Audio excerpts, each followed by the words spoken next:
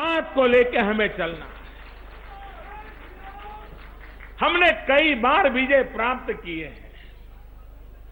4-4 पीढ़ियां इस काम के लिए खप गई है। अटल जी, अडवाणी जी, कुशाभाऊ, जना कृष्ण मूर्ति जी, अनगिनत लोग जिन्होंने अपने जीवन को, अपनी जवानी को, इस विचार को बीज के रूप में हिंदुस्तान के कोने कोने में बोने के लिए अपना पसीना बहाया है, तब जाकर के वट वृक्ष बना।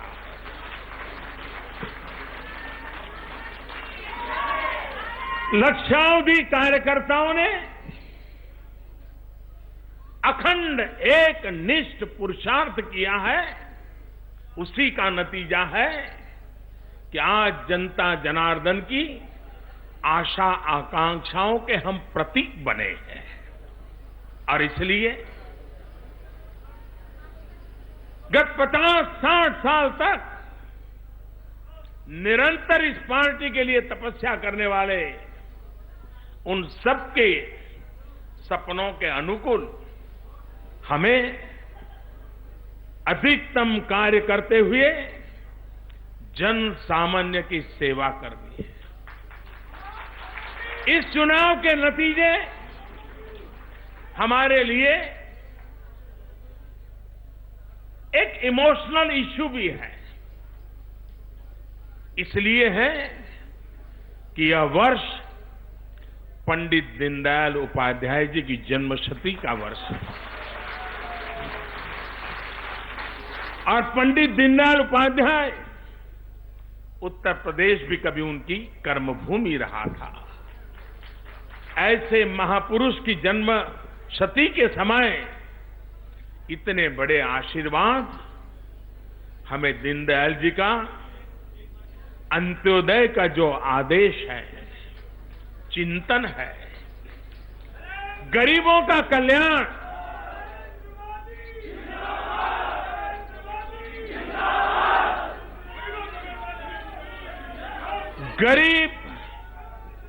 गरीब में सामर्थ्य मैं देख पाता हूं। मैं देश के गरीबों की शक्ति को पहचान पाता हूं और राष्ट्र के भविष्य के निर्माण में जितना ज्यादा गरीबों को अवसर मिलेगा, उतना ज्यादा देश तेज गति से आगे बढ़ेगा। गरीब अगर शिक्षित होगा तो समाज को ज्यादा परिणाम देगा। गरीब को अगर कार्य का अवसर मिला तो देश के लिए ज्यादा करके दिखाएगा। और इस देश की एक सबसे बड़ी ताकत वो हमारे देश का गरीब है। कभी कभी आज मध्यम वर्ग के लोगों को ज्यादा बोझ झेलना पड़ता है। कर भी मध्यम वर्ग को ज्यादा देना पड़ता है, नियमों का पालन भी मध्यम वर्ग को ज्यादा करना पड़ता है, समाज की सब मर्यादाओं का पालन भी मध्यम वर्ग को करना पड़ता है। सारे आर्थिक बोझ भी क्वांटम के रूप से देखें तो सबसे ज्यादा मध्यम वर्ग का व्यक्ति वहन करता है। उस पर यह बोझ कम होना चाहिए। मध्यम वर्ग पर जो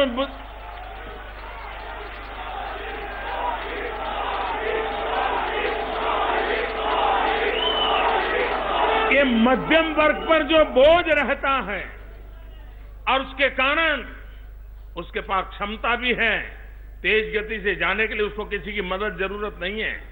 सिर्फ वो इतना ही चाहता है कि रुकावटें दूर हो, वो दौड़ करके कुछ करने के लिए क्षमता रखता है। एक बार देश के गरीब के अंदर खुद का बोझ उठाने की ताकत आ जाएगी, इस देश के मध्यम वर्ग का बोझ पूरी तरह हट जाएगा। अर्थशास्त्र के इस रूप को मैं न्यू इंडिया में अनुभव कर रहा हूं। और एक बार देश के गरीब की ताकत, देश के मध्यम वर्ग के सपने, इनको अगर मिला लें तो इस देश को दुनिया में नई ऊंचाइयों पर ले जाने से कोई रोक नहीं सकता। और इसलिए भाइयों बहनों,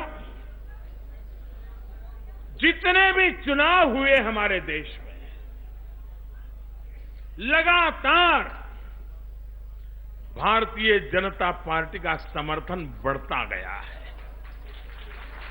विजय यात्रा लगातार आगे चल रही है। हिंदुस्तान के हर क्षेत्र में भारतीय जनता पार्टी ने पहले से अच्छा करके दिखाया है। और इसलिए हमारी पार्टी के राष्ट्रीय अध्यक्ष श्रीमान अमित शाह जी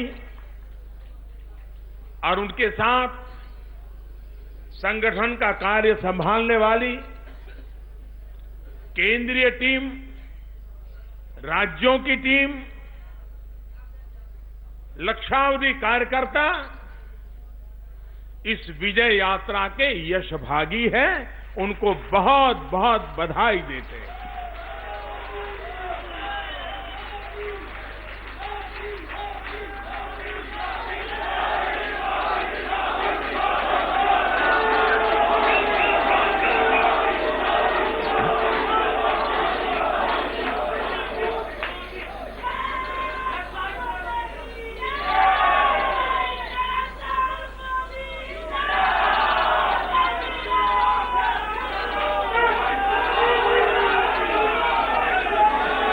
अमित भाई ने पार्टी के अध्यक्ष के रूप में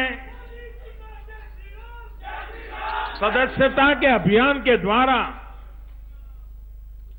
पूरे विश्व में सबसे बड़ी लोकतांत्रिक पार्टी के रूप में भारतीय जनता पार्टी को पहुंचा दिया।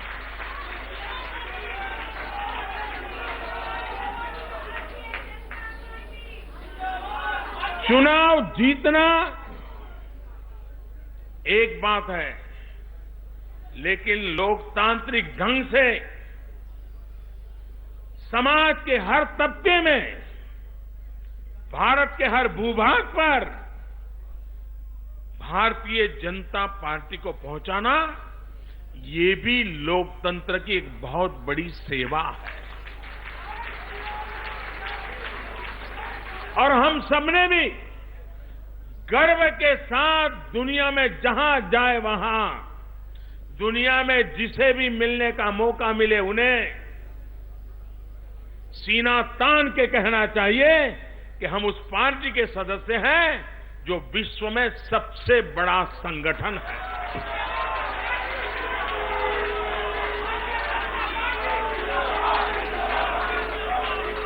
जनसंघ कहो, भारतीय जनता पार्टी कहो, उसकी पूरी विजय यात्रा में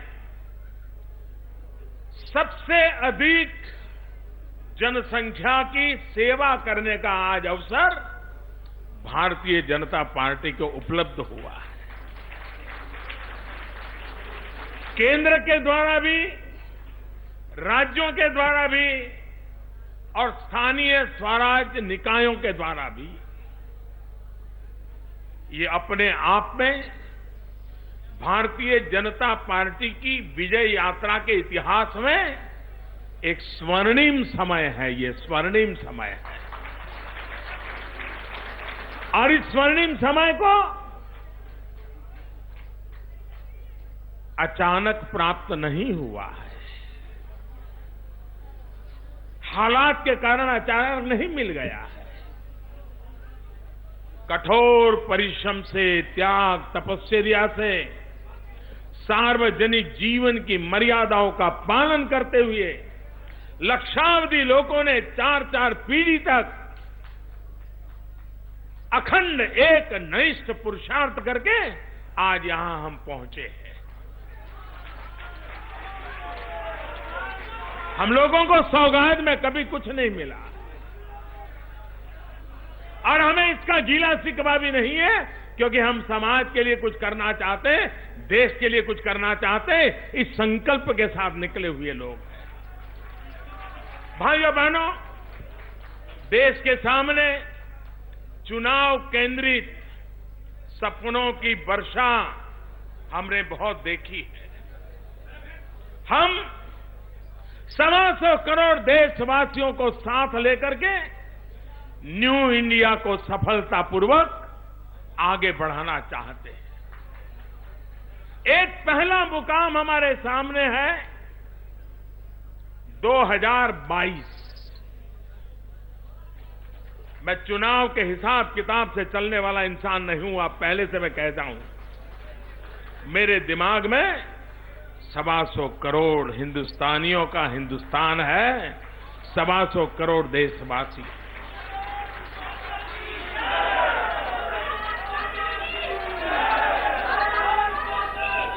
2022 भारत की आजादी के 75 साल होंगे। 75 साल में जो भी यात्रा चली है, जिस रूप में चली है, जिसको भी सेवा करने का मौका मिला, हर किसी ने अपने अपने तरीके से की है और हम इस बात को कभी नकारते भी नहीं है। जिस सरकार को अवसर मिला उसने काम किया है, जिस प्रधानमंत्री को अवसर मिला उसने काम किया, जिस मुख्यमंत्री को अवसर मिला उन्होंने काम किया। हर एक के काम को हम स्वीकार करते हैं, आदर करते हैं। लेकिन 2022 भारत की आजादी के 75 साल, हमारे पास 5 साल का वक्त है। अगर 125 करोड़ देशवासी 5 साल अपने व्यक्तिगत जीवन में एक संकल्प हर वर्ष, संगठन के जीवन में हर वर्ष एक नया संकल्प, जिस इकाई में काम करते हैं उस इकाई में एक नया संकल्प, 2022 तक उसको पूरा करके रहेंगे। अगर देश में ये मूड बन जाए तो ये देश पीछे नहीं रहेगा, मैं विश्वास दिलाता हूं।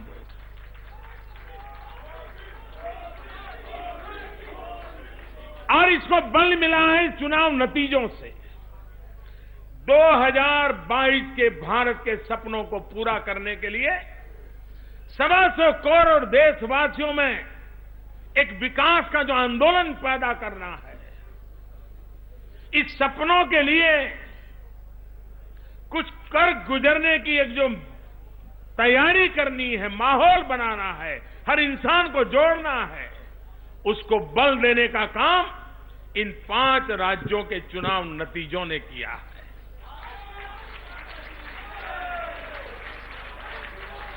और इसलिए भाइयों बहनों, मैं सबसे पहले इन 5 राज्यों के मतदाताओं का हृदयपूर्वक बहुत बहुत अभिनंदन करता हूं। और मैं इन 5 राज्यों के मतदाताओं को विश्वास दिलाता हूं कि भारतीय जनता पार्टी पर आपने जो भरोसा रखा है, भारतीय जनता पार्टी के कार्यकर्ताओं के पास जो भरोसा रखा है, मैं आपको विश्वास दिलाता हूं वो ऐसे ऐसे चेहरे चुन करके आए हैं जिनको शायद कभी किसी ने टीवी पर भी देखा नहीं होगा। ऐसे ऐसे चेहरे चुन करके आपने भेजे हैं जो कभी अखबार की लकीरों में भी कभी उनको स्थान मिला है कि नहीं मिला है मैं नहीं जानता, लेकिन उसके बावजूद भी आपने भरोसा रखा है। हो सकता है हमारे लोगों का अनुभव कम होगा, हो सकता है हमारी पहचान व्यापक नहीं होगी, लेकिन इन 5 राज्यों को मैं भरोसा देता हूं कि हमारे ये साथी आपकी आशा आकांक्षाओं को पूर्ण करने में कोई कमी नहीं रखेंगे।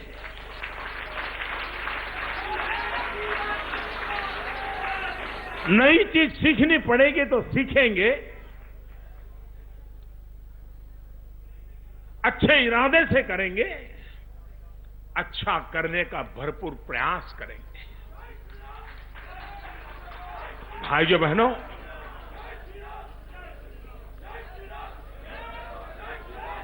आज हम जिन सपनों को लेकर के चल रहे हैं, तब मैं आज फिर एक बार स्मरण दिलाना चाहता हूं। इसी 11 अशोका रोड पर 2014 में यही वरिष्ठ टीम मंच पर बैठी थी और भारतीय जनता पार्टी का संकल्प पत्र, जो पॉलिटिकल फील्ड में घोषणा पत्र कहते हैं, भारतीय जनता पार्टी उसे संकल्प पत्र मानती है, उसका जब देश की जनता के सामने प्रस्तुत करने का अवसर था, उस दिन मैंने एक बात कही थी। खैर, कुछ चीजें ऐसी होती हैं कि उस समय पर समझ नहीं पाते हैं लोग, उनकी सीमा रहती है या समझना चाहते नहीं है। तो मैंने उस दिन जो कहा था उसको बहुत गलत अर्थ में लिया गया था और इतना गलत कर दिया गया था कि कोई दोबारा बोलने की हिम्मत ना करे। लेकिन आज जब सरकार को 2.5 साल से ज्यादा समय हो गया है, एक प्रकार से 5 साल के कार्यकाल के बीच पड़ाव पर हम खड़े हैं, तब मैं 125 करोड़ देशवासियों के सामने मेरी ही उस बात को दोहराने की हिम्मत करता हूं।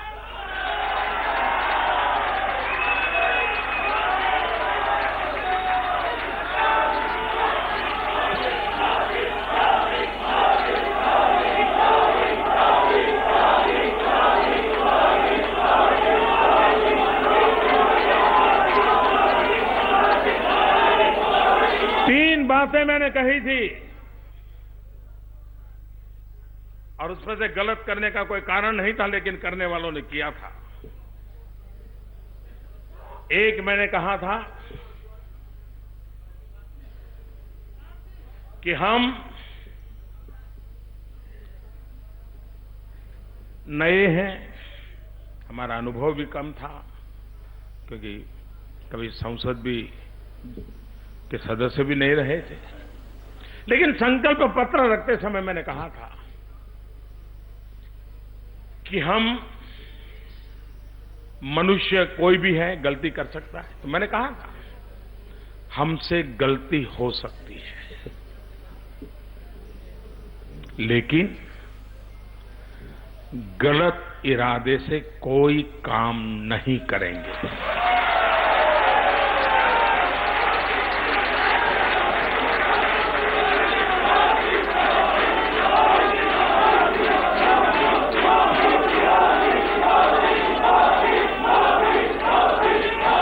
दूसरी बात मैंने कही थी, हम परिश्रम की पराकाष्ठा करेंगे। परिश्रम की पराकाष्ठा करेंगे, ये मैंने दूसरा देश को वादा किया था। और तीसरा मैंने कहा था, हम जो कुछ भी करेंगे प्रामाणिकता के साथ करेंगे।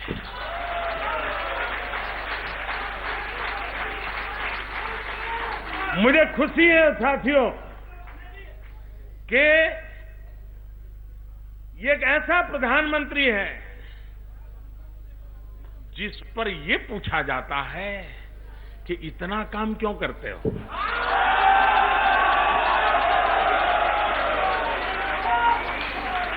इतनी मेहनत क्यों करते हो। इससे बड़ा जीवन का सौभाग्य क्या हो सकता है।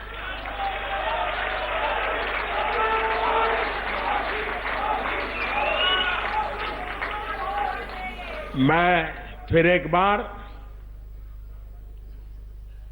5 राज्यों के मतदाताओं को, वहां के नागरिकों को हृदय से बहुत बहुत धन्यवाद करता हूं हम पर विश्वास रखने के लिए। और ये बात मैं कहना चाहूंगा कि लोकतंत्र में सरकार बनती है बहुमत से, लेकिन चलती है सर्वमत से।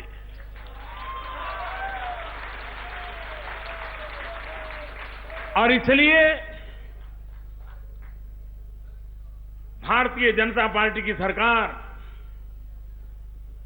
जिन्होंने वोट दिया है उनकी भी है, जिन्होंने वोट नहीं दिया उनकी भी है। जो साथ चले उनकी भी है, जो सामने रहे उनकी भी है। सरकार को कोई भेदभाव करने का हक नहीं है और न ही भारतीय जनता पार्टी ऐसे किसी हक को स्वीकार करती है। और इसलिए वोट दिया न दिया वो चुनाव नतीजों तक ठीक है, उसके बाद उत्तर प्रदेश है तो सब पे सब उत्तर प्रदेश की वो सरकार है, वो सरकार सब उत्तर प्रदेश वासियों के लिए। मणिपुर की सरकार है, गोवा की सरकार है, पंजाब की सरकार है, उत्तराखंड की सरकार है। सरकार सबकी होती है, सबके लिए होती है और सबको साथ लेकर के चलने के लिए होती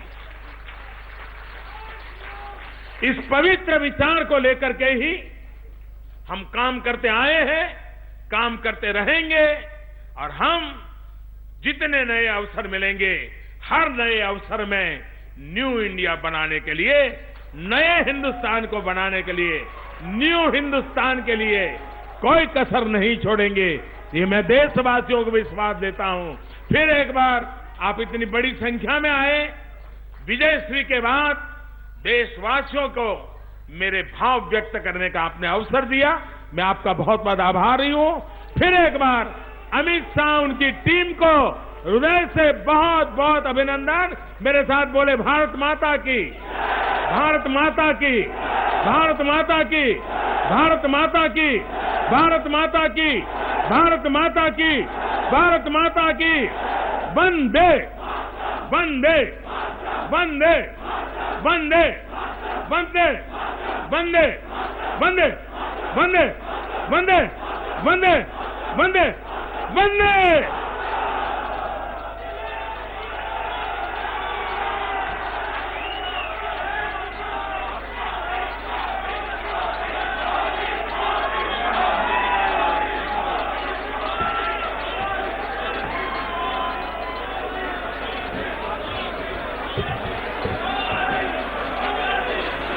प्रधानमंत्री नरेंद्र मोदी बीजेपी के कार्यकर्ताओं को संबोधित करते हुए सबसे स्वर्णिम वक्त ये बीजेपी का चुनाव के हिसाब किताब से नहीं चलता, 2022 की तैयारी है जिसमें देश की आजादी के 75 सालों का जिक्र अपने उन तमाम मंत्रियों और बीजेपी अध्यक्ष के साथ आगे बढ़ते हुए अंत में बीजेपी अध्यक्ष अमित शाह और उनके काम का उन्होंने जिक्र किया।